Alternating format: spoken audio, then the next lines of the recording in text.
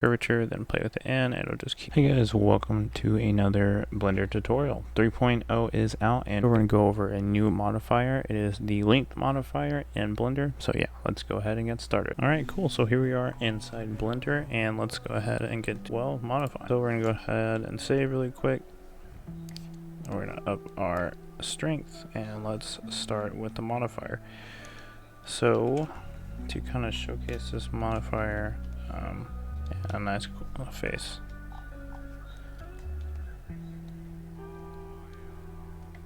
Alright, now that we have the face, we're going to come over here to modifiers, add modifier, then the length.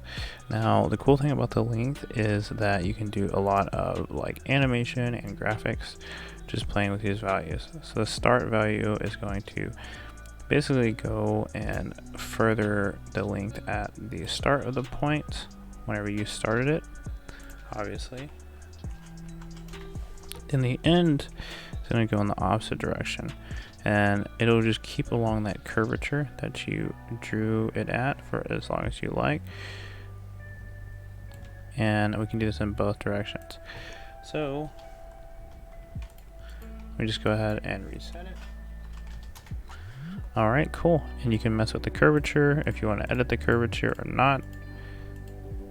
You should leave it on because I think it looks cooler. Because if you take out the curvature, then play with the N, it'll just keep going in a straight line, as you can see. I want to keep it so it looks fluid. And yeah, so I'm going to show you really quick how using this will oh yeah, and then the other thing that we can do is mess with the point density, and then the greater that the point density, the sharper or the cleaner the curve. See, we can like lower it, it's gonna be a lot sharper. Then we can go around and then be like more like a polygon. Alright. Come down here. The influence I'm not too sure about, but if I had to guess that it messes with the influence. So how can we do it? Well, we're going to animate the value. So let's go ahead and do something cool. So we'll reset the endpoint to 0.0. We're going to hit this keyframe button right here on the side. We'll start with the grease pencil selected. We will come over here to the timeline. We'll move this up to like 40. Then we'll change the value. We'll actually change the value to 0.01. Hit enter. And then we'll change it to, it should be on the dope sheet. And then at the beginning, on the first timeline, we'll change this to 0. Actually a little further back. So it looks like negative this number. So we'll change it right there. Now we'll hit play. Show you how it would animate. And as you can see, it kind of gets like that build effect. Alright, cool, but now you're probably thinking, well, how do I take this like one step further?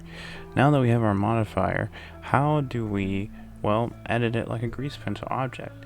Because if you look over here at the timeline, at the dope sheet, that whole thing is just modifier. And if you just come over and apply the modifier, it gets rid of it completely. I come over here and I hit apply, and then look, and now it won't edit the grease pencil object. So we'll Control Z, get back out, and then here is the solution. The solution is pretty simple.